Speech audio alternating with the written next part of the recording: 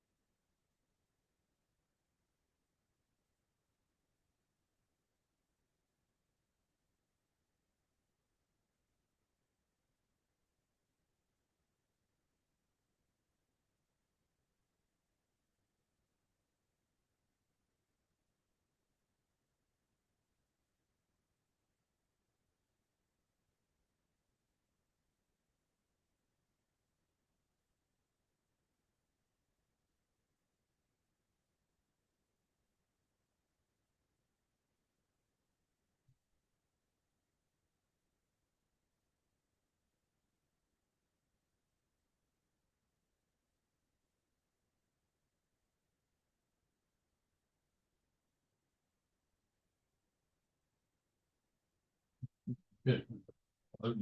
Right. So I just hit this to record, right? Okay. Yeah. Okay. And then the view. Let's see. No participants. Oh, that's right. That's right. And there should be the mute all button at the bottom. And you can give them permission to unmute. Okay. But it won't mute me when I do that. Right. All I do to start the recording is this. Mm-hmm. Okay. And then I'm going to go ahead and adjust this a little bit. Thank you, John.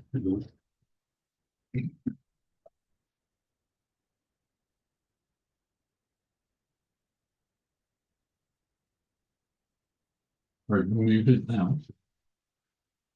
No.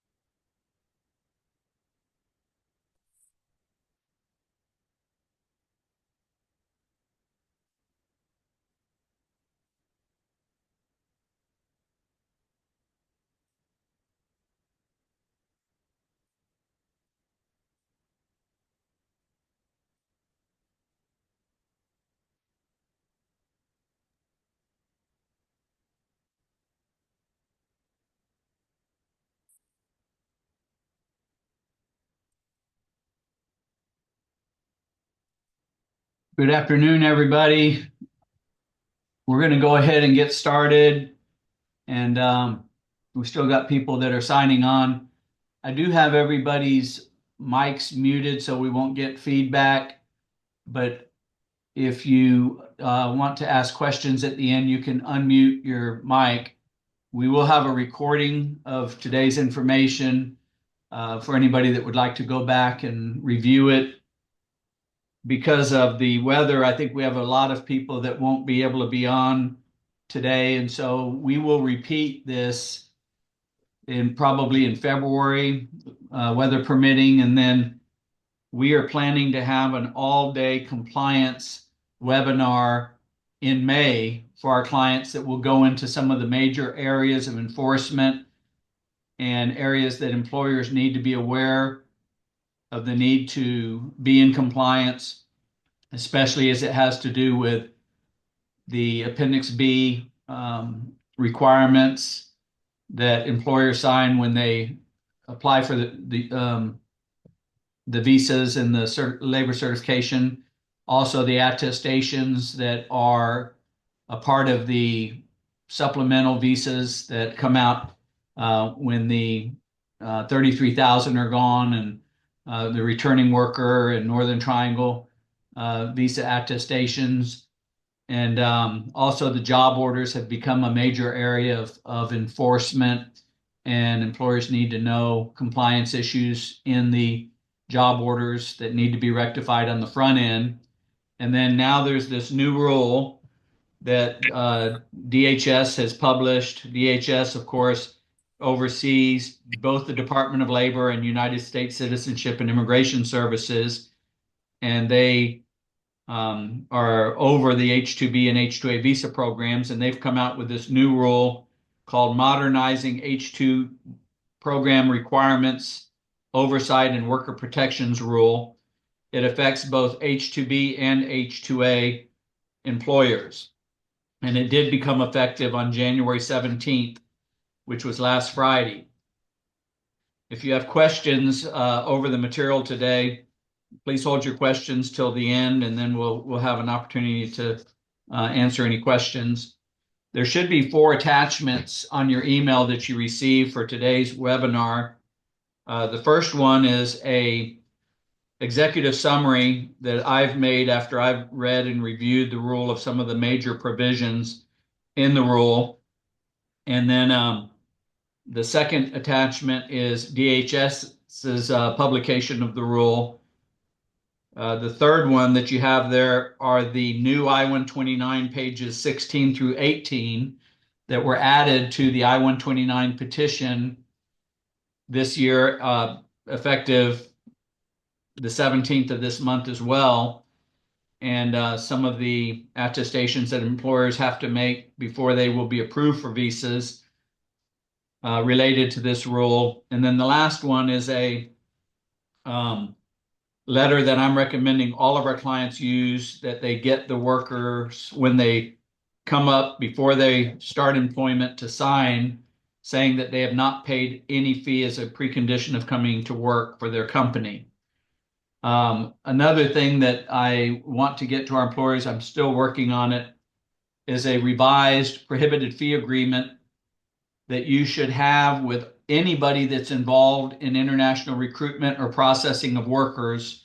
Employment services from the person who initially contacts the worker to see if they would want to come to work for your company, all the way through to the recruiter or processor down in their country of origin that helps them to get ready for the consular appointment and arranges the transportation for them to come. Even including employees that might have referred them to the company or any employees of the company. All of them should agree not to charge the workers any prohibited fees. But prohibited fees, a lot of times when people think of prohibited fees, they think of prohibited fees having to do with recruiters and processors. But there are also now, there's enforcement of prohibited fees including anything that the worker should not be charged. Just an example, and we sent out an email recently on this. If you put in your job order that there will be no assistance securing housing for the workers, but then you do rent a place for them and withdraw the rent out of their check, that's a prohibited fee because it wasn't on the job order and it cannot be charged to the worker.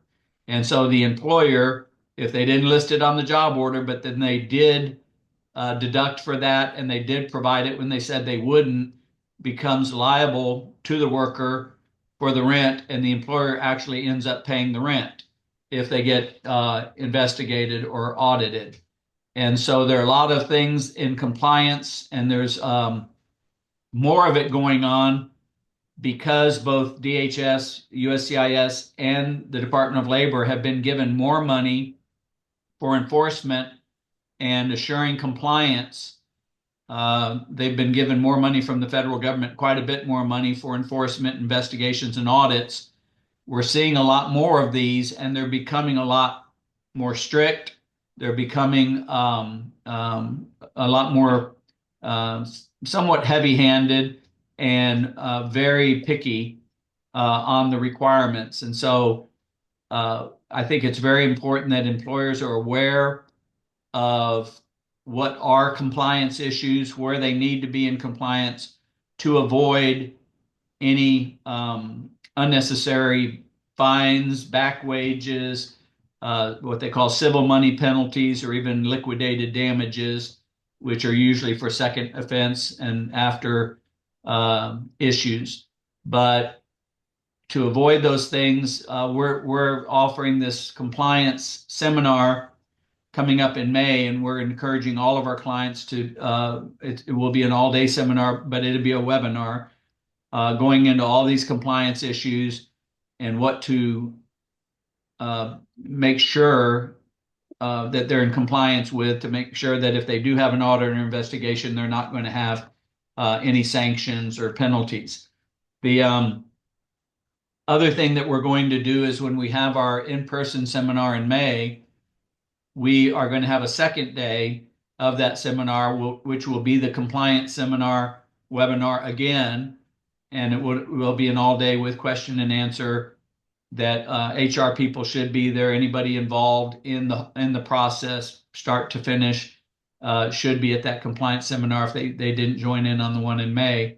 And we have quite a few people that do sign up over the summer. And so we want to make sure that everybody, once they're signed up, understands what are the compliance issues. They're not that hard to be in compliance, but there can be substantial penalties for non-compliance. And that's why I brought up the one about the job order has to be correct, and especially concerning housing and any deductions, because what the regulations say is if it's not on the job order, it can't be charged to the worker. And so, or it's not allowed. And so if housing was not on the job order, then it's excluded from being allowed to be a deduction. And if it is deducted, it has to be reimbursed to the worker. And so that can be a pretty substantial amount that the employer actually was not required to pay. The employer on H-2B is not required to pay for housing. On H-2A, the employer is required to pay for housing. But on H-2B, if the employer puts down, yes, we provide housing, it's $350 a month, it will be deducted. It's optional, but if it's chosen, it will be deducted from the worker's check. If all that's done properly, then the housing can be charged to the worker and deducted from their check.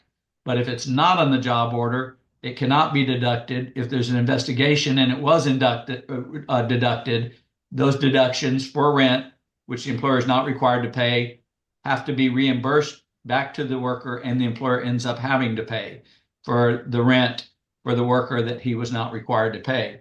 So it's important to understand those issues. To be in compliance is not that difficult, but the consequences for not being in compliance can be costly. The first thing I want to do is go over the new rule, and it is something that employers do need to be aware of the requirements of it to avoid being held responsible or being made responsible for prohibited fees if they are charged by a third party. There, up until this rule, employers were still required to make sure that their agents and recruiters and processors were obligated to not charge fees to the workers by the prohibited fee agreement. The new rule says that that will no longer be sufficient to protect the employer from being liable for prohibited fees being charged by their agents or people that they've contracted with. The employer under this rule can be held liable for those fees if they did not take adequate, affirmative, and proactive steps to make sure that the workers are not being paid a prohibited fee. And if the employer does take the required steps, they can be protected from the consequences, or at least the more severe consequences. I have recommendations based on this new rule, how my clients can further protect themselves even beyond the requirements of the rule, which we'll go over here in just a little bit. The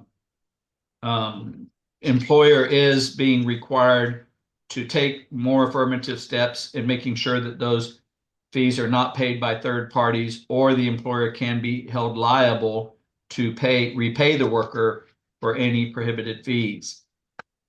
So I'll go ahead and start on the summary, the first attachment to the email that I did up for our clients concerning the modernization of the H-2B program requirements, oversight, and worker protections rule. DHS is making revisions and strengthening provisions related to prohibited fees.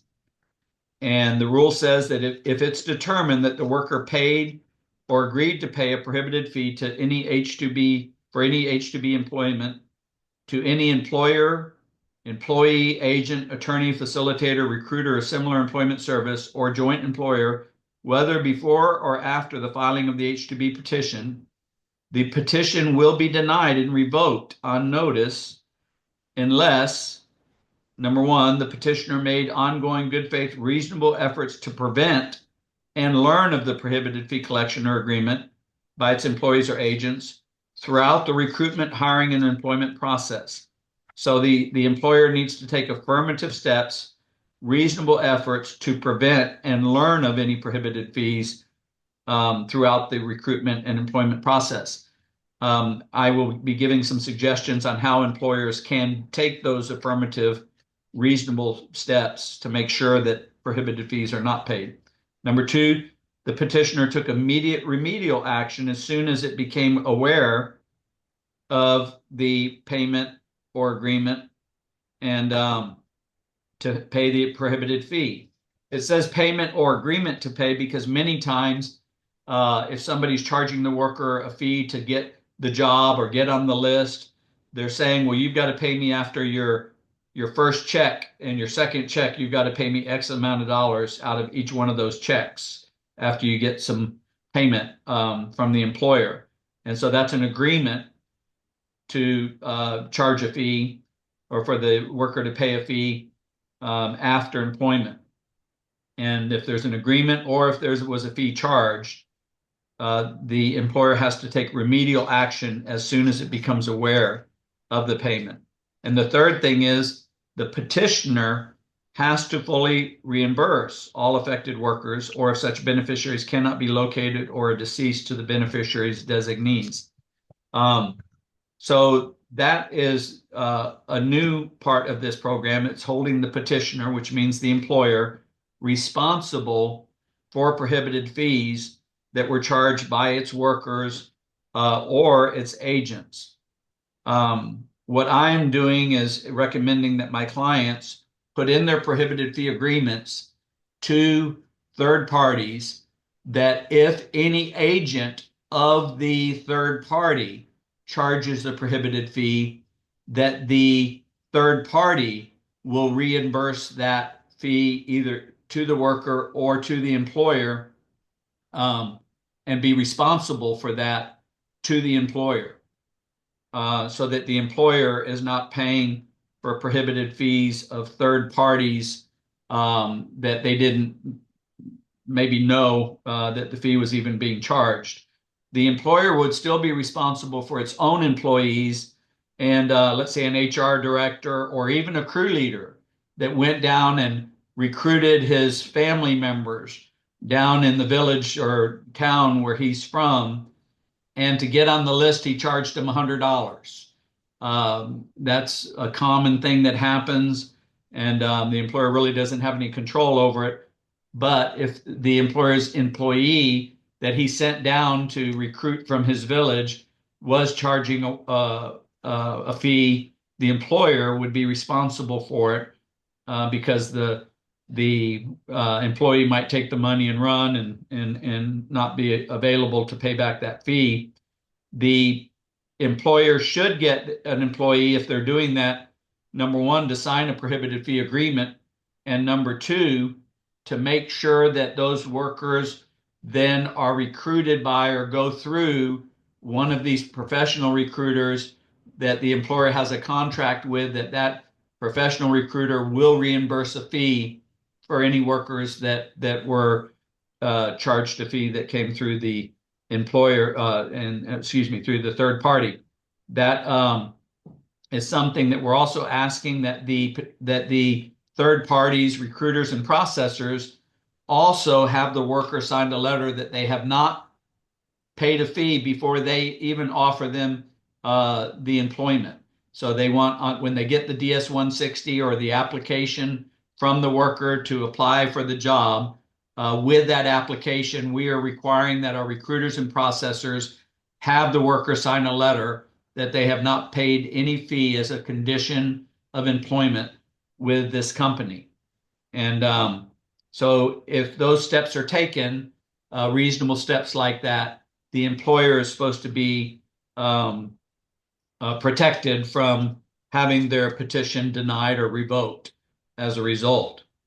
Petitioners will be responsible for any prohibited fees paid by workers except in cases of extraordinary circumstances with evidence of petitioner's significant efforts to prohibit prohibited fees and with affirmative steps to prevent its employees or agents from collecting or agreeing to collect such fees.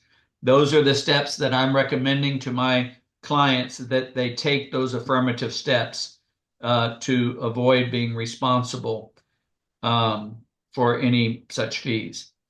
Number three, any determination that an H-2 worker has paid or agreed to pay a prohibited fee to petitioner or its agent, facilitator, recruiter, or similar employment service would result in denial of the petition or revocation on notice unless the petitioner demonstrate to USCIS through clear and convincing evidence that did not know and could not have learned of such payment or agreement through due diligence, and that all affected beneficiaries have been reimbursed.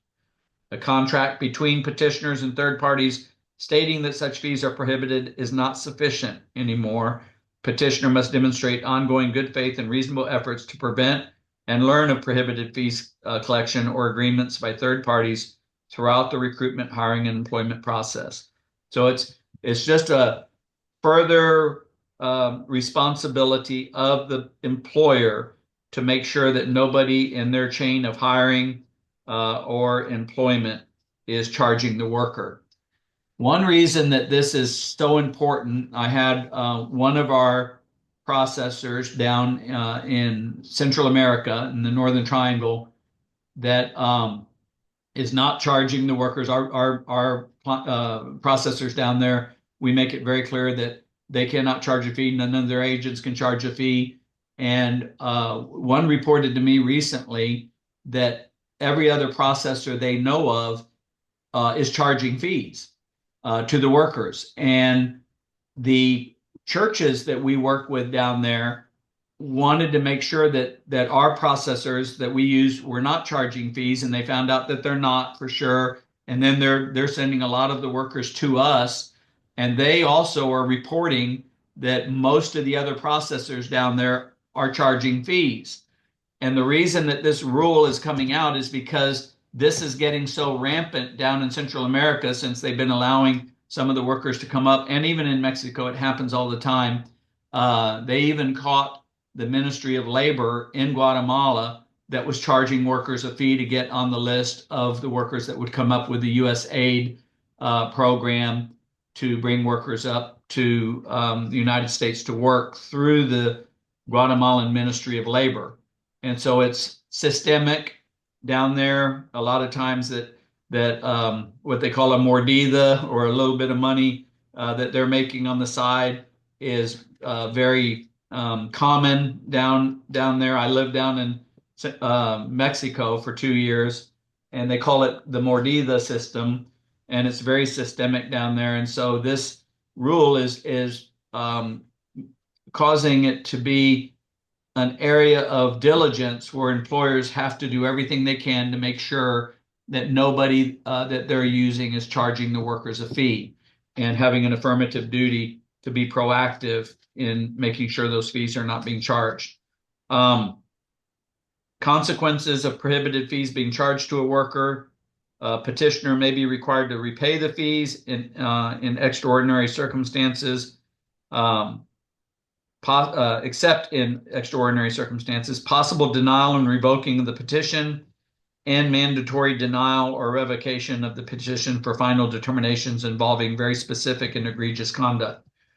Just to put everybody's mind at ease a little bit, I've never had an employer that was cited for charging, or any of their agents or recruiters or processors charging workers a fee. But we want to make sure it doesn't happen. We go to extra links in our Central American programs of recruiting and processing.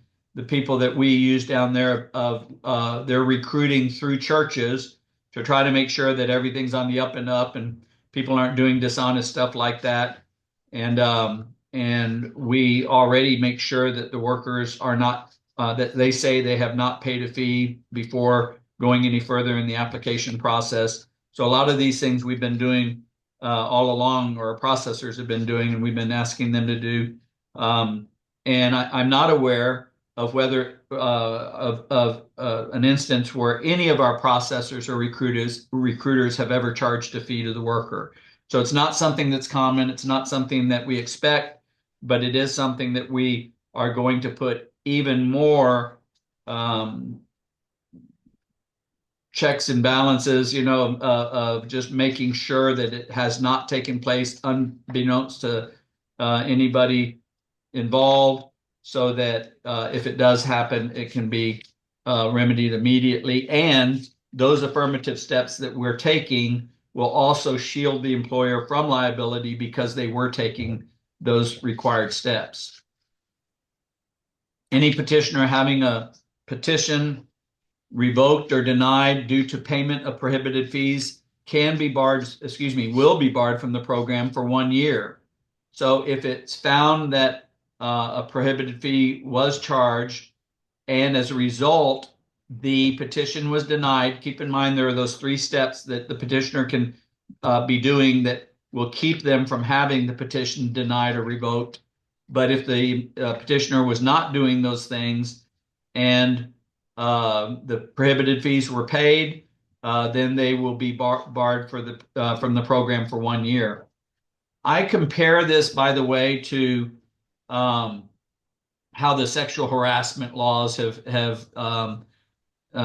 evolved in our country, and a lot of employers aren't aware of how this works. But if you have a company policy that says that there is 0 tolerance for sexual harassment in the company, and employees are required to report it whenever it happens, and it will be dealt with. If you have that policy, then you get the chance to remedy it before being liable.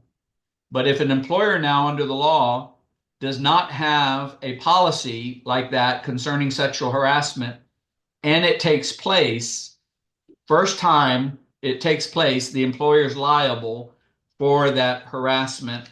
The litigation that is related to it, the employer can be held liable for it, because they didn't have a policy to stop it. And so we do have laws like that in other areas that are similar. But there is one thing that I think is a little bit going a little bit too far. And I think it's very possible this law is going to be struck down. And that is for holding the employer liable for things they could not have foreseen, did not know about, and even took reasonable steps to stop if they're held liable in such circumstances where it says they won't be if they're taking those reasonable steps. But if they are, then it would be something that I think the courts would strike down because the employer has no way of knowing it took place and really no way of stopping it, and they're being held liable for somebody else's actions. So it's kind of similar to the sexual harassment laws in that if you have reasonable steps set up, safeguards to keep it from happening, and then it happens, there can be very limited liability for the employer, if any. But if those safeguards are not there, then the employer is subject to liability. DHS may deny or revoke a petition if USCIS is unable to verify information due to lack of cooperation from a petitioner in compliance reviews. Both DHS, which is USCIS, and Department of Labor are getting more aggressive in their audits and investigations. When I say more aggressive, they're doing more of them and they're being more thorough. Their agents are better trained. I remember when they first started having enforcement authority, there were very few audits or investigations, and the agents really didn't know that much what they were doing. Now they're pretty well trained. They know what they're looking for. They've got their laundry list of things that they're checking on to make sure that the employer's in compliance, and they are showing up and asking for the relevant evidence from the employer that they're in compliance. What they're saying here is if an employer strong arms them and doesn't give them the things that are necessary to show that they are in compliance, that the employer can be liable and their petition can be denied or revoked because of the non-cooperation of the employer with the audit or compliance review, they call it.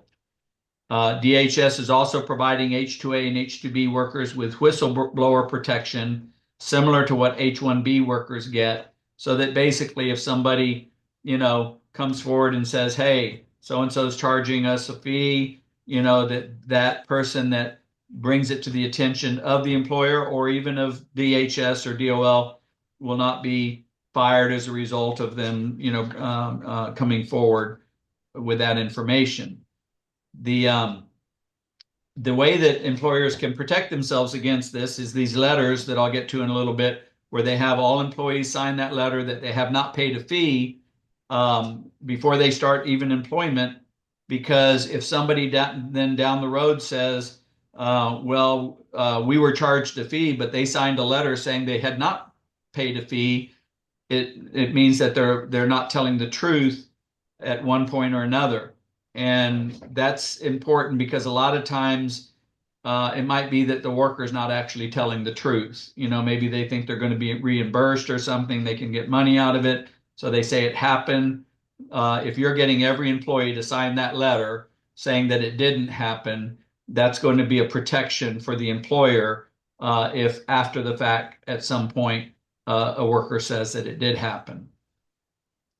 Greater worker flexibilities. These are other things not related to prohibited fees in the new rule. Workers will be able to maintain valid H-2 status 10 days prior to petition's validity and 30 days following the expiration of the petition. This is good when you're doing transfers. A lot of our clients do winter apps for winter duties like snow removal, but then they do landscaping spring, summer, and fall. Many times the workers are staying in the country for up to 3 years. That way, they're transferring from company to company back and forth, and that gives them a 30-day grace period, even though their visa has expired with the company, say the winter company, while their petition is going through for the spring, summer, and fall company. There could be a little bit of a gap there, and they've got 30 days grace period, even though their visa has expired, that they can actually even be working for the new employer once the new petition has been filed. There's a grace period of 60 days following revocation of a petition for H2 workers to seek other employment. So if an employer did have a petition revoked because of prohibited fees having been charged to the workers, which again does not happen. I've never had it happen. I've been doing this over 28 years now. I've never had an employer cited for workers paying a prohibited fee. But if it did happen and the employer was found culpable and the petition was revoked, the H2 worker can seek other employment and has 60 days to either find other employment or leave. There's a grace period of 60 days after H2 worker ceases working for the employer. Maybe he's fired or something. He can still seek other employment. H2 workers have portability to continue working in new employment with the same or a new employer upon the filing of an extension of stay, or that means a transfer, which is also an extension of stay, rather than only on its approval. So if you have an approved labor certification and you have a winter company, but now your group C has gotten labor certified, but it got certified 15 days after that winter visa expired, but you file a petition for transfer, you've got a 30-day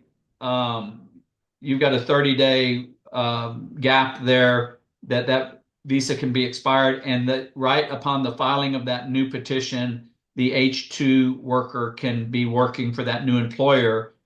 The H2 worker doesn't have to wait for the approval. They just have to wait for a final determination, even if there's an RFE, request for evidence. H2 employers have responsibility for reasonable cost of transportation from the worker's home to the place of employment, including transportation, lodging, and daily subsistence, and for return transportation for workers who work until the end of the job order or who are dismissed for any reason before the end of the job order or whenever a petition is revoked. So if the worker works all the way to the end of the job order, or the employer dismisses them prior to the end of the job order, or if the petition is revoked because of some fault of the employer does have to pay return transportation. That's always been the case. Of course, the employer does not pay return transportation if the worker absconds and leaves the employment without notice. But if the worker works the entire period, is fired, let go, or the petition is revoked, the employer does have to pay the return transportation to make sure that the employee leaves the country as they're required. Other changes that the rule brings about is eligible country requirement is done away with for H2 workers. So some of those ineligible countries can still be approved. Now it's not as strict on that. And the effective departure on the 3-year maximum period of stay to reset the 3-year clock is being standardized so that the 90 days is standardized. So after they've been here for 3 years, they do have to go out for a period of time. There's some talk that might be reset to 60 days. It's important to know what fees are prohibited and cannot be paid by the worker. Any Department of Labor application fees. There are no H-2B Department of Labor application fees. There are H-2A application fees, but there is talk with Department of Labor charging H-2B worker application fees, which I'm sure that will come about at some point. They're not expensive. They're like $10 per worker, but that could happen at some time in the future and does exist for H-2A workers. Those fees cannot be charged to the worker. I-129 petition fees, including premium processing, the asylum fees that are new as of last year, and fraud prevention fees cannot be charged to the worker. So there's 4 checks that employers write: petition fees, premium processing fees, asylum fee, and fraud prevention fee. None of those fees can be charged to the worker. Recruiting fees are the cost of paying a recruiter to bring them to work. That must be borne by the employer and cannot be charged to the worker. consular processing fees for people who are not recruiting the worker. Maybe you had all the workers that are just coming back again and need to be processed through the consulate again. Those consular processing fees, usually about $90 for our processors, 90 to 120, I think something like that, 125 maybe, one processor. But those fees, consular processing fees, cannot be charged to the worker, nor can the consulate visa fee of $205. I should mention that it used to be that prohibited fee agreements were only required of recruiters, not of processors. That's no longer the case. Both processors who do not recruit the worker but only process the workers through the consulate, and recruiters who are recruiting the workers, and that is sometimes one and the same, must both have a prohibited fee agreement. I should point out one other thing that's very important. The responsibility to get a prohibited fee agreement from these agents who are involved in recruiting and processing is on the responsibility for having that agreement is on the employer. Many of our processors and recruiters will send that prohibited fee agreement to the employer. I'm going to be sending our employers a model prohibited fee agreement that lines up with what I believe should be on there so that employers are protected. Things like none of the agents of the third party will charge the worker, and that the processor or recruiter, if one of their agents do charge a prohibited fee or one of their employees, that the processor will be liable to the employer for that fee. So the employer should not be responsible for third parties' acts that they prohibited and that nevertheless took place. And so we're requiring in that prohibited fee agreement that the processor or recruiter be responsible if one of their agents did charge a fee to the worker. And keep in mind, not just recruiters, but processors who process through the consulate, the employer needs to have a prohibited fee agreement with. I wanted to let y'all know that I am sending an email this week to our processors and recruiters, letting them also know of these changes of the new rule and telling them what I am recommending to my clients needs to be in that processor or recruiter prohibited fee agreement to protect my clients. It will also protect them, but primarily I want the employer protected should any prohibited fee be charged unbeknownst to my client or even possibly unbeknownst to the processor or recruiter. So they will get a copy of it. They'll be sending out new prohibited fee agreements. And then I am also sending one to my clients, because if you don't get a replacement prohibited fee agreement, I'd like you to send one of your own to the processor and say, if we're going to use you, this needs to replace the prior prohibited fee agreement because there's been a change in the law.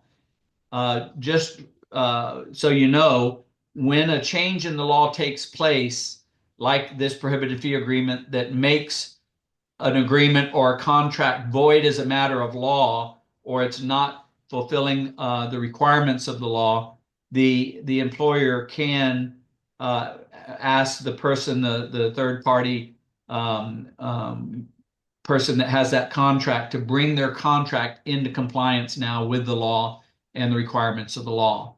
And so that's what I'm recommending that my clients do, is make sure that there's a replacement prohibited fee agreement that meets the affirmative requirements that I'm bringing up and that the law requires.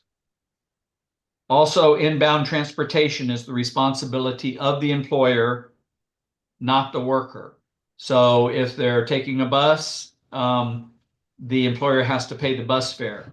A lot of people think that, oh, if they all take one of the workers' van and they all come up in his van, that the employer doesn't have to pay anything but gas. That's not correct.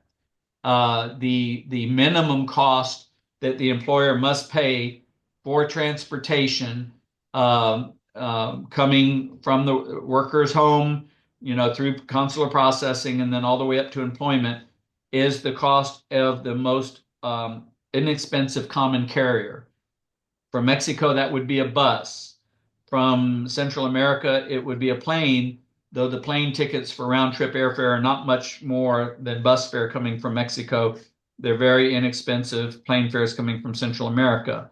But the minimum cost of the least expensive common carrier, which would be a bus or a plane or whatever transportation common carrier, that's the amount that the employer has to reimburse the worker for. Daily subsistence costs, that's where you see in the job order that the employer will pay a minimum of $15.88 per day for food and drink, coming up. That's subsistence costs. It can be up to $59 a day with receipts, but most workers don't know that, and so they take the $15.88. But it says that on the job order that everybody places and that we help draft for you. It's a requirement that it go in the job order, and those daily subsistence costs oftentimes are not reimbursed to the worker once they get here. If they're taking a bus or a plane from bus from Mexico or plane from Central America, it's only one day usually that they're on the bus. They're not staying overnight. If there is overnight stay, that has to be paid by the employer as well. However, on the bus or plane, there's no hotel.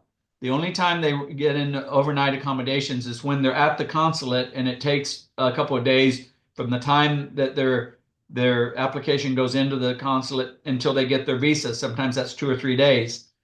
Our processors in Mexico have their own hostels or kind of like barracks. They're like $20 a night. So it's very inexpensive, where they're like bunkhouses where these workers stay. There is not that need in Central America because the workers come up. They're not doing the appointments, haven't been since COVID, and they haven't started doing them regularly again. And so they come up, the passport goes in and the visa. There's no need for them, and then it comes out, and the worker can pick it up and then get on the plane. So there isn't any need for that. Hasn't been need for that down in Central America yet, and it should be very inexpensive if it is needed. But it is the requirement of the employer to pay those costs of getting the worker up here. Attorney's fees and agent fees. Unfortunately, you can't divide up my fee to the workers and have them pay their portion of the attorney's fees or agent fees. Anything you pay as a cost of bringing them up here has to be borne by the employer and not by the worker. And any other fee is a condition of employment for coming to work. And just so you know, the type of thing that they're trying to crack down on is it's mostly the people that are down in the foreign country that are charging a fee to get on the list. It can be $100 a worker. It can be $500 a worker. It's not usually more than that, but they're trying to get some money because they put their name on the list and they want to be paid for it. That's what they're trying to crack down on. Also, any deductions from a worker's pay that are not disclosed in the job order, including housing, is a prohibited fee. So if it's not on the job order, it cannot be charged to the worker. So if you put on the job order no deductions from pay other than taxes and deductions required by law, and then all of a sudden you start deducting them for whatever, uniforms, housing, anything else that wasn't on that job order, the Department of Labor and the regulations say you can't all of a sudden bring them up saying they're not going to pay any fees and then start charging them these fees and deductions. And so it's not allowed, and that has to be reimbursed to the worker. And it can get fairly expensive if you said, there's no assistance with housing, and there are no deductions for housing, and then all of a sudden they come up, and now you've got housing for them, and you're going to deduct the rent from their check. It's not on the job order. They will require that to be reimbursed to the worker, even though you would not have been required to pay it if you would have put it on the job order properly. So there are things that can end up, being costly, that really just due diligence and making sure that the job order is correct and truthful will avoid those prohibited fee charges. Any deductions from a worker's pay that is not disclosed in the job order, including housing, is a prohibited fee. What are not considered prohibited fees are things like passport fees, that the worker does have to get a passport. They're required to pay their own passport.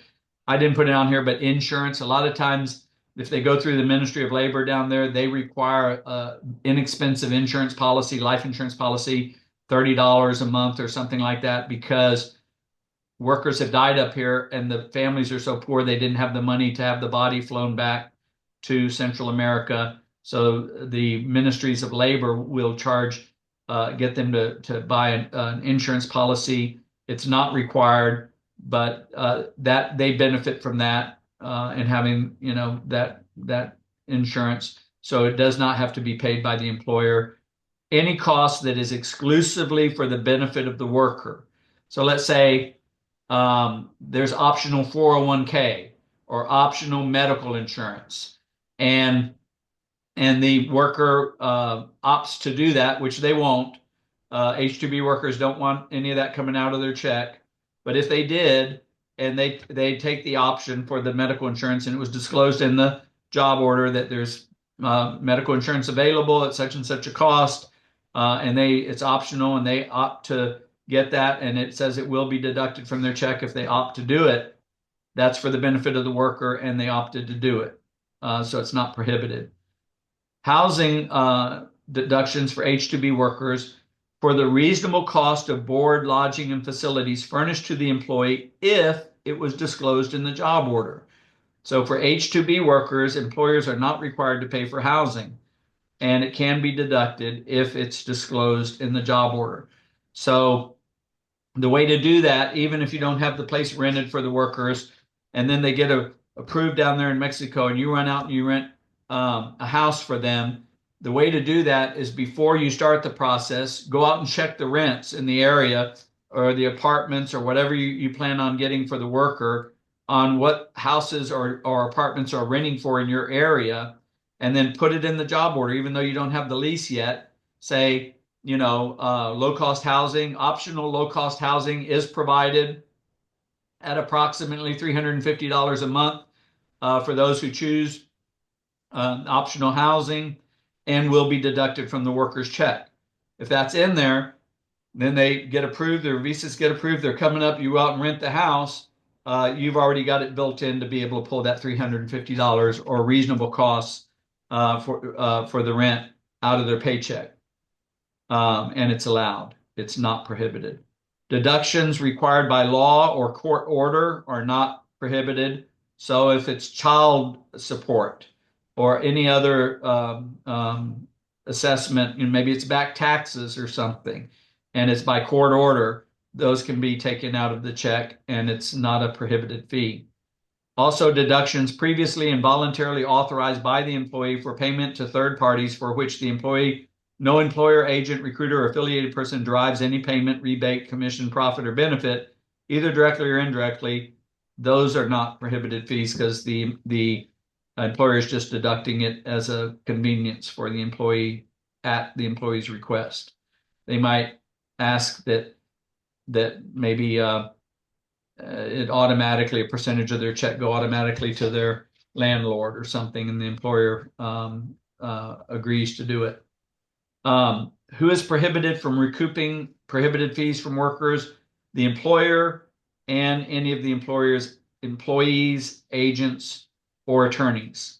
And it says attorneys. Sometimes attorneys are involved in the whole process, including recruiting the workers and bringing them up. We have the prohibited fee agreements with the recruiters and processors is an independent contract that we're not a party to.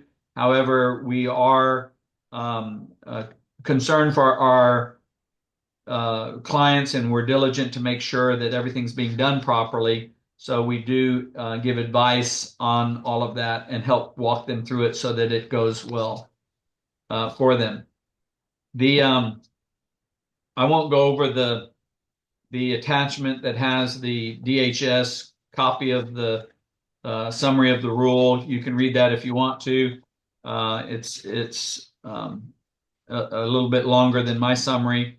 I would like to look briefly at the attachment of page 16 through 18 that's now on the I-129, and I'll read that real quick. It's important, and the I-129 will from now on be sent to the employer with the signature pages and with a in the email letting the employer know that we do need them to check and make sure that the answers to the questions on page 16 through 18 are checked correctly by us. And if they're not checked correctly, to let us know. Because sometimes we have a new client, we didn't know that maybe they had a petition revoked or something, or maybe we didn't know that they were charged with having a prohibited fee in the past. And it asks those kind of questions in here. We can check for most of our clients the appropriate box because they've been our clients for years, and we know whether there's been any such action. And so I'll read through these pretty quick. Before I get to those, the last attachment is the agreement, or excuse me, the letter, the declaration from the worker that they have not paid any prohibited fee. Let me go over that real quick because it's short and easy. It's in Spanish, and it says that this is to confirm that I have not paid any fee to anybody as a condition of coming to work for whatever your company's name is. You write it in there, ABC Landscaping.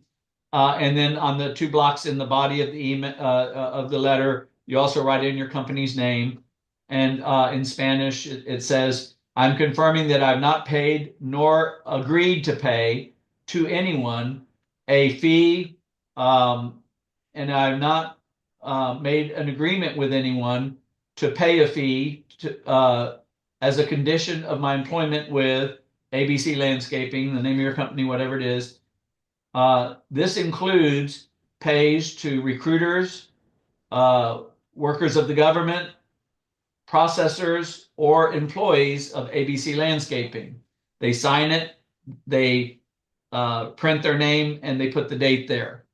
And so that, if you get that when they come to work, and if you require, and I'm going to put this in the prohibited fee agreement, that you require that your processors get them to sign this letter with your company's name on there with their application to be recruited. So you'd know up front if anybody in the recruitment downline has,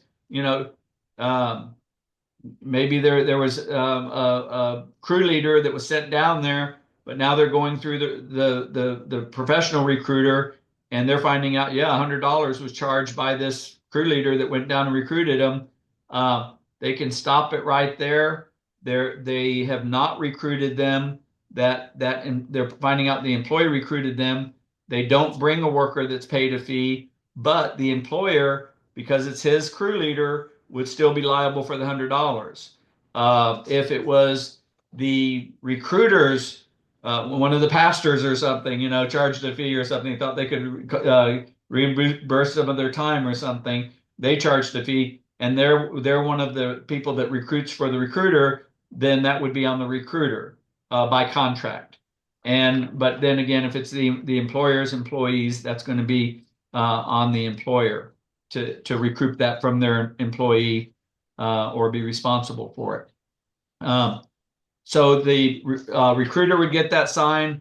Then before they go into the consulate or before they get their visa, whichever is like right before the consulate or right after, they would get this letter signed again, because it's possible that somebody in the recruiter's team or employee charged them a fee.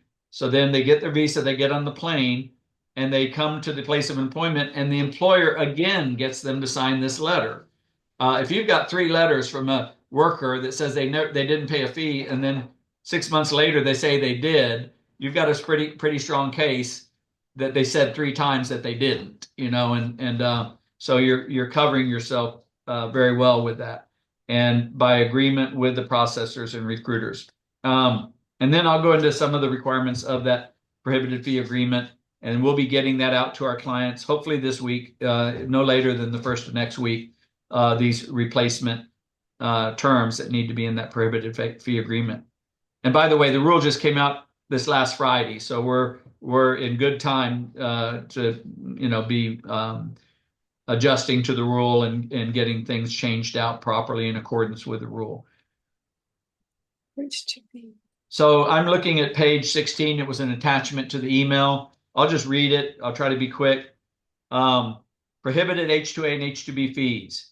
The fees in question include any job placement fee or penalty for breach of contract, or other fees. So in other words, if you're saying, well, yeah, you can come up to work, but if you decide to leave, you're going to have to lose your last check.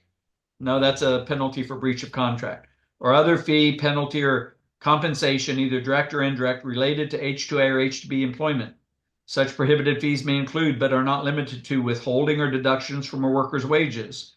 Your responses to these items pertain to anyone associated with the employment or recruitment, including any joint employers. Your responses to these items also pertain to any person or entity to whom you can be considered a successor in interest. They mentioned joint employers. Something that's going on a lot, and they're trying to stop it, is sometimes employers are bringing up these workers, and they're having them work on other jobs and stuff, and they're making money off of them. And the other joint employer, that they're actually working at his job, and maybe they're still on the employer's payroll, but they're actually working for this other employer, and they're charging them fees for all this stuff that they're not allowed to charge them for. They're trying to stop that. That's not supposed to be happening anyway. This joint employer who's doing stuff that the one who's really brought the workers up and is responsible for them doesn't even know about. So they talk about joint employers there. Did any of the H-2A, H-2B workers that you are requesting pay you or your employees, or any employer or joint employer, agent, attorney, facilitator, recruiter, or similar employment service a prohibited fee related to the employment, or do they have an agreement to pay you such a fee at a later date? We will check no there, that there is no such agreement, because we expect that our clients will not be doing that. 9 is if you answered yes, give details. It should be not applicable. Then number 10, if you answered yes to item number 8, were the workers or their designee as appropriate reimbursed? That will be blank, because we didn't answer yes. If you answered yes to item number 10, submit evidence of full reimbursement of each affected beneficiary. Again, we won't do that because there should be no affected beneficiary. If you answered yes to item number 8, are you requesting an exemption to the mandatory denial or revocation for prohibited fees? Again, that will be blank, because we're not going to answer yes to 8 unless a client tells me that yes, there was a fee. Then all of a sudden, this stuff kicks in. I would be giving you the appropriate advice on what to do next. If you answered yes to item 11, submit evidence supporting your request for an exemption. So most of that is going to be not applicable. 12, within the last 4 years, have you ever had an H-2A or H-2B petition denied or revoked because an employee paid or agreed to pay a fee related to the employment, or have you withdrawn an H-2A or H-2B petition after USCIS issued a notice of intent to deny or revoke on such a basis? So unless there was a prohibited fee and you had a petition denied or revoked, or you withdrew it because they issued a notice of intent to deny or revoke, you can answer no within the last 4 years. And now, we have appealed I've only had 2 notice of intent to revoke notices, And we won one of those by just showing evidence that what they were claiming took place did not take place, and that the employer was fully cooperative, and they withdrew the notice of intent to revoke. And then there was another one where apparently the agent did not forward the information to USCIS that she had gathered, and as a result, they issued a notice of intent to revoke. When we proved that the employer had provided all the information requested of the agent, they didn't respond to it, and we appealed it. So in those, both those notice of intents to revoke, neither one of them were for prohibited fees. Therefore, the answer would be no to that question. I don't have any employer that I know of that in the last 4 years had a petition denied or revoked because an employee paid or agreed to pay a fee, or that they withdrew the position after a notice of intent to not deny or revoke on that basis. I've never had a notice of intent to deny or revoke on the basis of prohibited fees. So that will be checked no automatically when you get it. We're asking you to review it and affirm that our what we've checked is correct.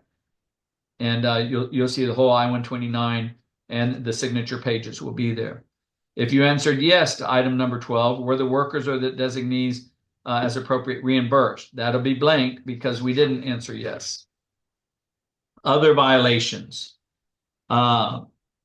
Determinations of violations include those against you, the petitioner, or any person or entity to which you are a successor in interest. That means you bought the company, or it was a merger or something like that, or any individual who was acting on your behalf. Item 19, determinations of violations also include those against any employee who has an H-2A or H-2B worker would reasonably believe is acting on your behalf. See the form instructions for information. So the questions are these. Are you currently subject to any debarment order by the U.S. Department of Labor or applicable, as applicable, the governor of Guam? None of my clients are the subject of debarment orders. We have had 12 clients that came from another law firm that were debarred for that attorney's malfeasance or neglect. And we got them reinstated, showing it was the attorney's fault. So I've never had a client debarred, nor do I have a client under any debarment order. So we'll check that answer as being no. If there's something going on I don't know about, let me know. But I've been doing this over 20. I've been doing it 28 years. I've never had a client debarred that for stuff that happened during my representation anyway. And the ones that were debarred for other persons' representation, we got the debarments rescinded. So I've never had a client debarred. Within the last 3 years, have you had an approved temporary labor certification revoked by the U.S. Department of Labor, or if applicable, the Guam Department of Labor? Or have you been the subject of any administrative sanction or remedy, including a debarment, that has concluded, or an assessment of civil money penalties? When they say that has concluded, they mean there's been a final determination. When I was representing those 12 employers that were debarred because of what happened in another firm, we appealed it, and the appeals lasted for 2 years. And during that time, they continued to get their workers. Their petitions were approved because it had not had a final determination. It was on appeal. So that's what they mean, that if it's concluded. I guarantee you, if anything like that ever happens to one of my clients, we will appeal it. But we've never had that happen. And when we had to appeal those decisions, we won. So, and now if there's been an assessment of civil money penalties, there will be some of those, very few, that have had investigations that had to pay a fine or a civil money penalty. Usually when they happen, they're fairly small. That would have to be disclosed. And I would know it for most of our clients if it was the case. It's very rare that we have any that have paid anything. But that will be checked no. And if there's something we're not aware of where you have had to pay the Department of Labor, or any other administrative sanction, we would need to know that to check that properly. But for 99% of the cases, the answer is going to be no. Within the last 3 years, have you been the subject of a final USCIS denial or revocation decision with respect to a prior H-2A or H-2B petition that included a finding of fraud or willful misrepresentation of a material fact? I have never had a denial or revocation decision for H-2A or H-2B that included a finding of fraud or willful misrepresentation. So that answer is going to be no. That means a final USCIS denial or revocation decision means that there is no pending administrative appeal or that the time for filing a timely administrative appeal has elapsed.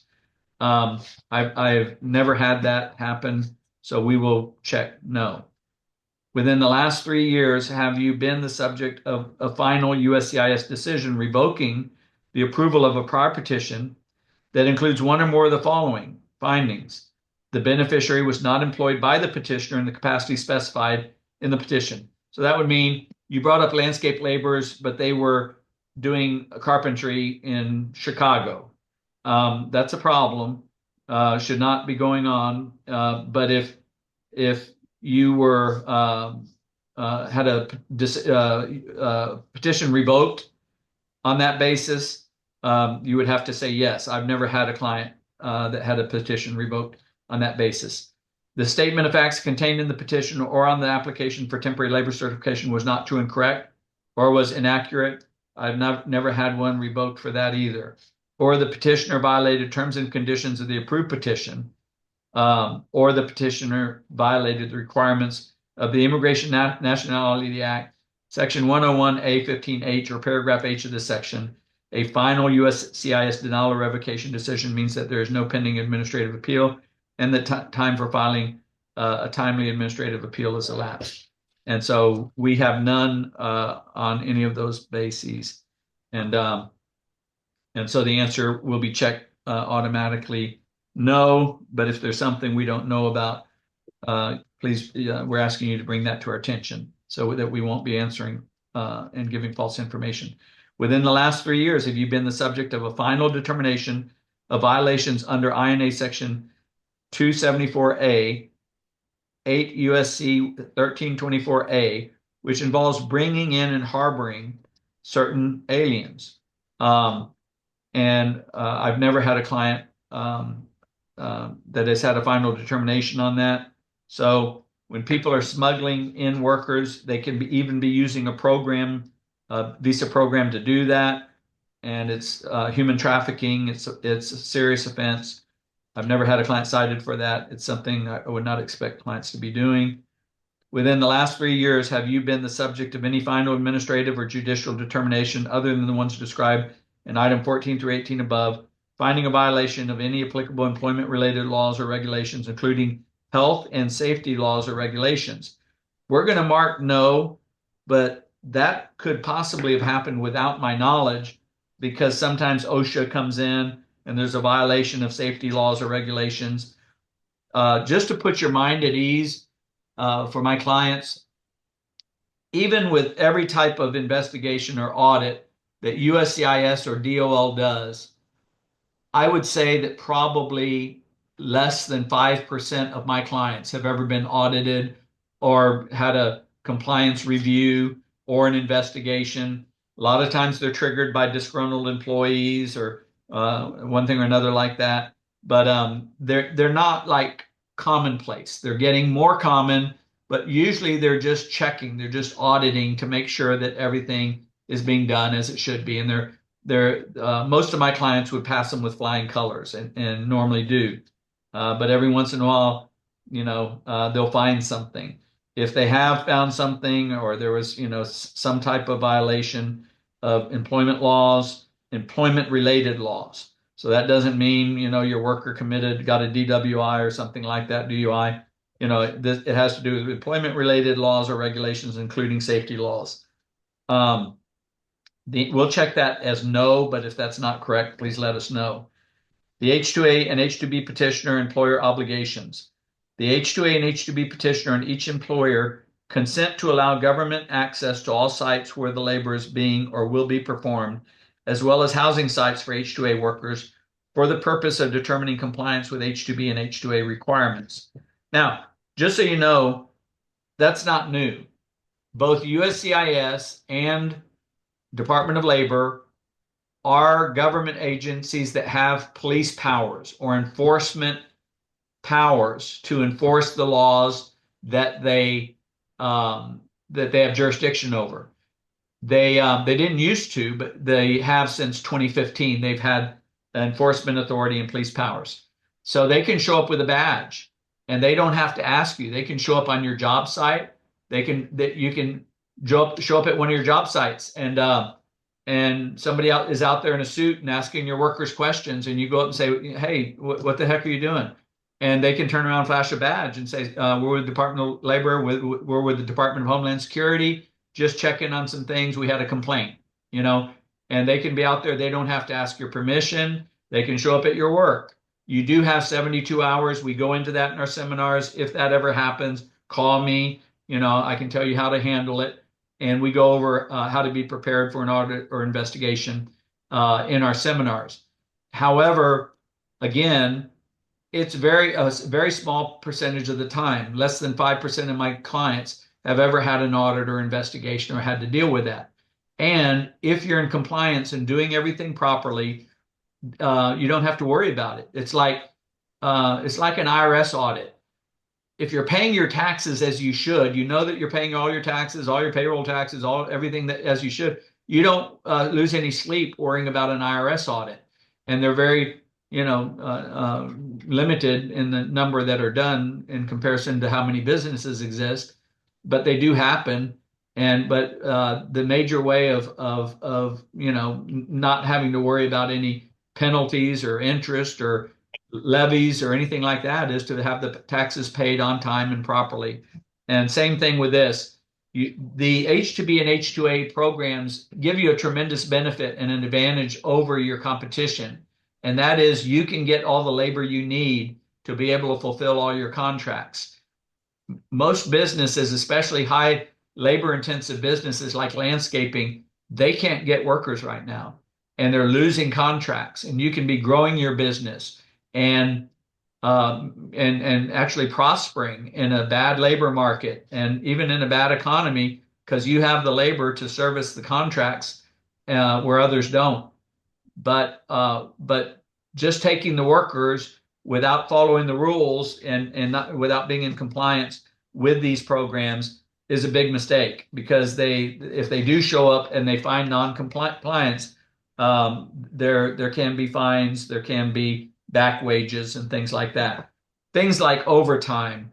I had a client recently that had some overtime issues. Those should not be issues. Employers should be paying time and a half for anything over 40 hours. That's straight up, common knowledge, and it's something that we stress in all of our seminars and compliance webinars. But if you're an H-2B employer and you're not paying time and a half for hours over 40, you need to immediately come into compliance with that. However, H-2A employers do not have to pay time and a half for hours over 40. They can still pay straight pay. But those are types of things that you want to come to our compliance seminars and make sure you're doing everything that you should be doing properly. Another thing that people are not doing properly, and we'll go over this in our compliance seminars, is they're not treating the foreign worker and the U.S. worker the same. The U.S. worker in the same position is to be treated the same as the foreign worker, including the prevailing wage or pay for experience and things like that.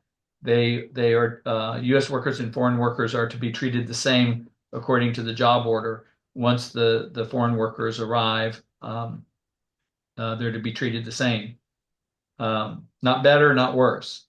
The petitioner and each employee agrees to allow USCIS to conduct interviews of employees and any other individuals possessing pertinent information, which may be conducted in the absence of the employer or the employer's representatives, and if feasible, at a neutral location agreed to by the employee and USCIS.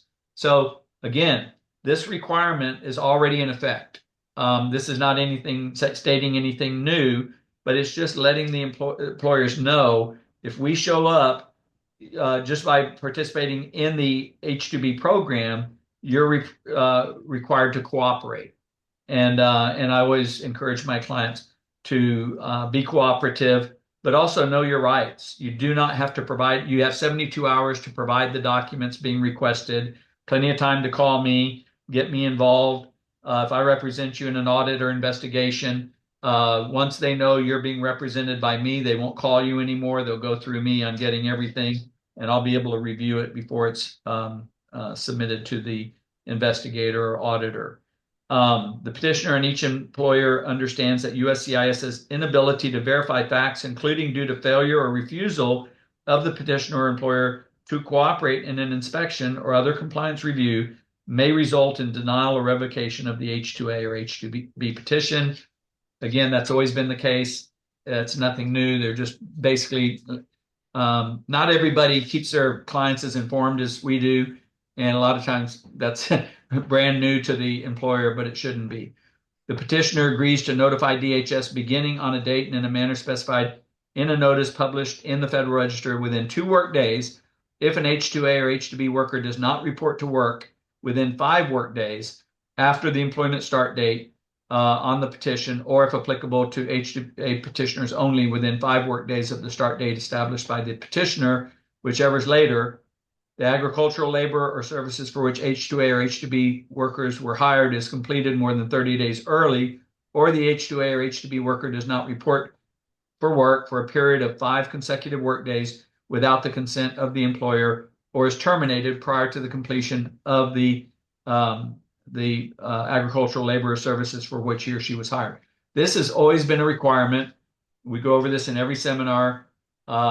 And it says so in your handbook, employer handbook that we print and update every year, that if a worker doesn't show up, you have 5 days to determine if they've absconded or not.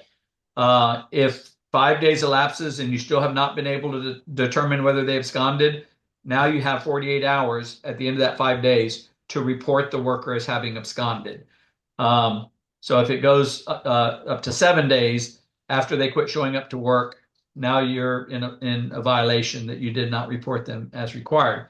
If you fired them or you knew that they had absconded because they called you and said, hey, I'm in Chicago and I'm not coming back, and so you have 48 hours, 2 work days to report them. It's in our employer handbook, how you do that, the address where you send the notice that the worker is no longer employed, or if you lay them off, prior to within 30 days, 30 days or more before the end of the job order, you're required to report that they were laid off. Our seminars, I really highly recommend that clients come to our seminars because we go into all this and how to make sure that you do things correctly. A lot of times if, let's say the weather gets cold and you don't have work you had a job order that went through December 15th, but it started snowing December 1st, and there's no landscaping to be done. And you tell the workers, hey, it's snowing. If you'd like to go ahead and go home early, we're not going to have much work. We won't have the full number of hours. Maybe we could shovel some snow or something. But if you'd like to go home early, you can go ahead. It won't be with pay, but just sign this letter here that says you're voluntarily departing and going home early. We'll pay your bus fare home. If you have that letter signed, you don't owe them any money as far as the 3/4 guarantee or laying them off or anything like that. So there's a right way to do things and a wrong way to do things. If you just go in and say, hey, everybody, we're letting you go because, it's snowing and we don't have work, and you lay them all off when most of them would have voluntarily departed and signed that they were voluntarily departing, you could end up being liable for some pay. Not necessarily the whole time, but in accordance with the 3/4 guarantee, which we also go over in our seminars.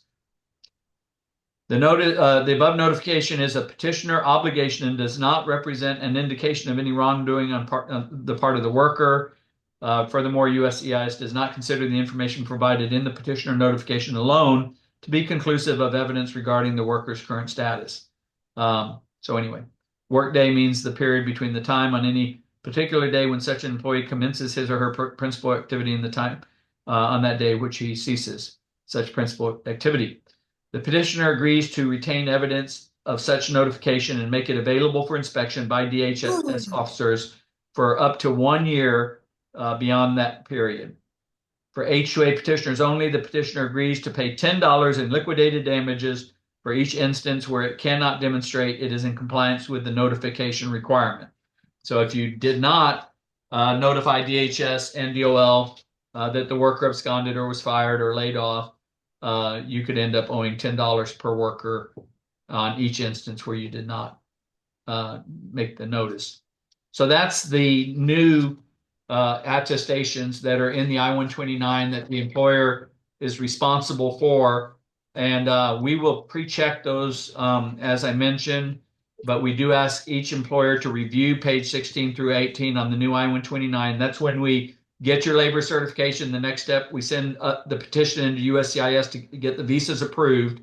It's at that step that we fill out the I-129. You sign the pages, but we don't want you signing something if it's not correct. We're quite certain of the other attestations that are in the I-129, but these new ones, we want to make sure that we have the employer read them and affirm that we have filled out those spaces correctly. Then there'll be signatures on page 7 now instead of 6. You used to sign on page 6 and 17. Now you sign on page 17 and 8, 7 and 18, excuse me. Page 7 and 18.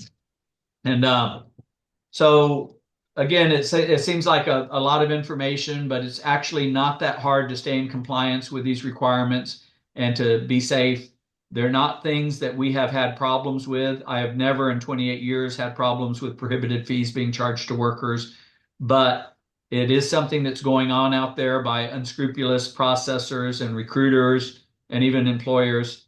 And we are now going to need to, because it's going on so much, make sure that we're diligent that it's not going on with our workers. The recommendations that I have for employers to avoid liability and take affirmative steps are to get a new prohibited fee agreement. Let me clarify one more time. This is real important. The obligation to get a prohibited fee agreement signed by the processor and or recruiter, not just the recruiter. It used to just be the recruiter. Now it's the processor or recruiter.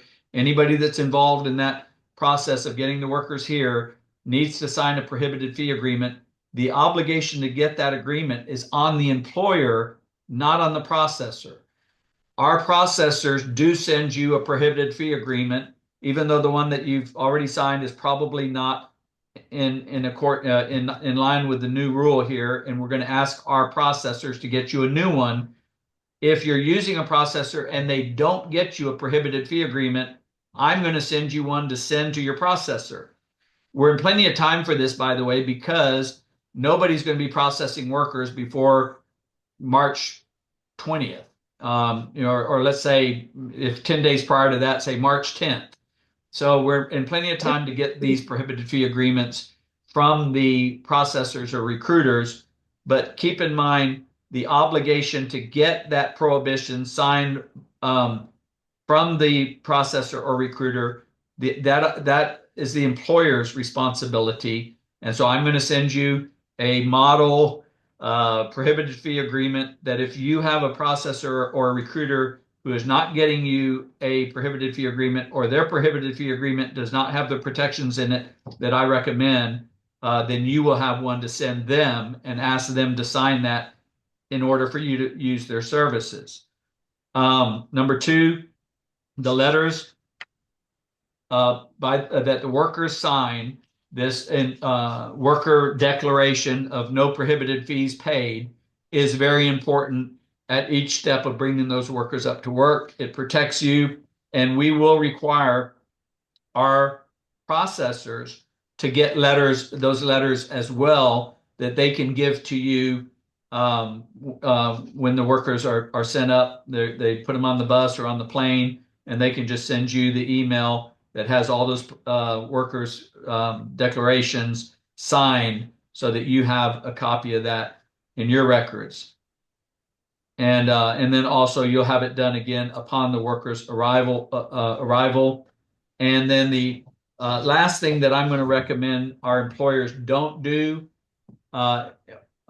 is have an employee go down to their village or something and just recruit a bunch of workers and have them show up with no screening and no vetting. What I would suggest is if you want to do that and have an employee go down and hire workers, that you still have them go through one of our professional recruiters. You'd end up paying that recruiting fee, but at least you'd have somebody there who's going to vet those workers when they come up and make sure when they give the application, even prior to the DS-160, when they just say, hey, my employer sent me to come up here and have you process me. You get the processor gets the application information, or the recruiter gets the application information. Along with that, they get a signed letter saying that this person is not paid any prohibited fee. And if that is not the case, everybody finds that out up front, and you would be notified, but they would not be sent into the consulate. They would be screened, and we would deal with it at that point. So those are the main protections right now, or changes that we're making in how we bring workers up. For those of you that are more recent clients of ours, I'm probably one of the most conservative people that you'll meet in this business. I'm not an immigration attorney. I handle labor issues with construction companies and labor-intensive businesses. We do wage and hour audits for my clients, and these are the only types of visas I do is H-2B and H-2A, because my clients need labor. And so that's the biggest problem my clients face, is getting the adequate labor they need. But we try to make sure that our clients play by the rules. They don't get in any trouble. They don't have fines. If they have a audit or investigation, they're not worried about it, because they know that they are fully informed on the requirements. They are fulfilling the requirements. And if they do get an audit or an investigation, they're going to pass with flying colors. And so this is one more thing that we'll go into now in our compliance seminars, but it's something we're going to start doing at least once a year. This year we'll do it twice, because we have a number of people sign up from May and until the seminar in September. So this year we're going to do it twice, but we'll do a full compliance seminar that goes into all different areas of compliance. It'll be a full day webinar in May. And then we're planning on having our fly-in seminar again, but it will be videotaped in September again. We will probably do it in person. We like meeting our clients, and they like coming up and taking a little business paid vacation and learning more about the H-2B program. All of our clients get a copy of our employer handbook that has all this information in it. And we are now going to have a compliance handbook that has all this information on compliance. And we will include in our retainer agreement that our clients have read and agree to be in compliance with these the information contained in our compliance seminar and our full day client seminar that we do up here. Those are recorded so that if people can't make those, they can just sit at home. They don't have to do it all at once. They can do it an hour a day and watch the seminar, go through the handbook, make sure they understand the program. Same thing with the compliance seminars that we'll do once a year. Starting in September, our compliance seminars will be along with our regular client seminar, which goes into everything about the program and best practices. Our regular seminar will be one day, and then the compliance seminar will be one day. And it'll be a good time to come visit Austin and take a vacation. Austin's a fun place to come in September, and we'll be doing that again. that's really all I had for today. I will be getting the proposed prohibited fee agreement to you either this week or early next week at the latest, and I will be advising the processors of changes they need to make in the prohibited fee agreement to be in compliance with the rule.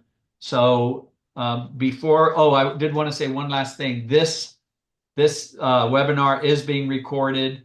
We will be sending a link out to all of our clients so that you can watch this again if you feel like you need to go through it again. It's a lot of information. And so it will be recorded and we'll be sending you a link.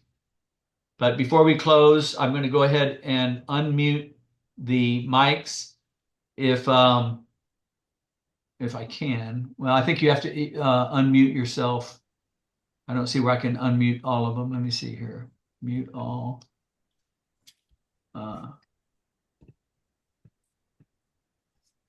Okay. I'm just going to allow y'all to unmute yourselves. Okay. Can you hear me? So you should be able, but if you're not speaking, please try to avoid background noise. So just the little microphone in the bottom part of your screen, if you would click that and unmute it. If you would like to ask a question, we'll go ahead and take some questions. Can you hear me? Can you hear me? Can you hear me? Yes. My one question through all that was just, so the way I've understood it as we have to provide 2 uniforms. I did not put in the job description that we would charge for additional uniforms. So if they want them, would that be something they have to pay us outside of their check? No. They just pay cash. So it's a good question. And these are the types of things that you need to know how to do it correctly. DOL no longer considers you charging workers for uniforms. They no longer consider that to be for the benefit of the employee, but rather for the benefit of the employer, because it's got your logo on there. It looks more professional, and you're requiring it. And so now it's been determined to be for the benefit of the employer, which means the employer has to pay for it. But there's a way to get around that, and that's what is being alluded to here. And that is, what you can do is you can say, okay, employee, we're going to issue you 2 sets of uniforms. Or let's say you have a cap and a shirt. We're going to issue you a cap and 2 shirts, and that's free of charge. If you want more caps or more shirts, that's optional. And you have to pay X number of dollars, $15 a shirt and $10 a cap. But it's optional. You don't have to do that. You can wash those 2 shirts every other night, and wear them. We do require you wear them, but we're supplying those 2 shirts. But if you want more and don't want to wash them every 2 nights, if you want 5 shirts or 6 shirts, then you got to buy everything over 2 shirts. You don't have to put that on the job order. It's optional. But I would say don't deduct it from their pay. Just say, if you want to buy these extra shirts, then show up and, just bring cash. It's not going to be deducted. It's not a requirement. Okay. So don't deduct it. Things can be done properly, and that would be a proper way of doing it. And if they came back and said, well, you were charging your workers for uniforms, you're not supposed to do that. And you say, no, we issued them a certain number free, and we made it optional to them to buy more. And if they wanted to buy more, they could, but it's not deducted from their check. They pay out of pocket. Okay. Any other questions? Anybody? Be sure to unmute your mic if you have a question. Boy, I'm surprised. I thought there would be a lot of questions. We'll get you that updated prohibited fee agreement so that you have one in your possession in case you do not have an updated one from your processor or recruiter. Make sure they sign it before they process or recruit your workers, and we'll be updating them as well. We will, again, have more information on this. We'll probably do this one more time in February. Actually, we have more people now than I thought we would have with the weather the way it is. I heard it was 7 below this morning in Chicago, Houston had a bunch of snow, a lot more than we did. We had some ice and snow here in Austin, but I still drove in at about 8:30 and wasn't too many people on the road, but it thawed out pretty quickly. So we will have another one in February for people that weren't able to make this one. And then we will have our full day compliance webinar in May. We'll give plenty of advance notice on that. You should have your letter for the workers to sign there in the attachments. You have a summary of the rule, and you can review the VHS rule and the I-129 questions further. That was all in the email that went out. And so thank you all very much for attending. And if you do have further questions, just feel free to send those to your legal assistant and we'll get you an answer to any further questions you might have. We appreciate y'all's business. Hope everybody stays warm, and we're looking forward to getting you your workforce that you need this year, coming up here in March and April. Thank you again, and we'll talk to you again soon. Bye-bye.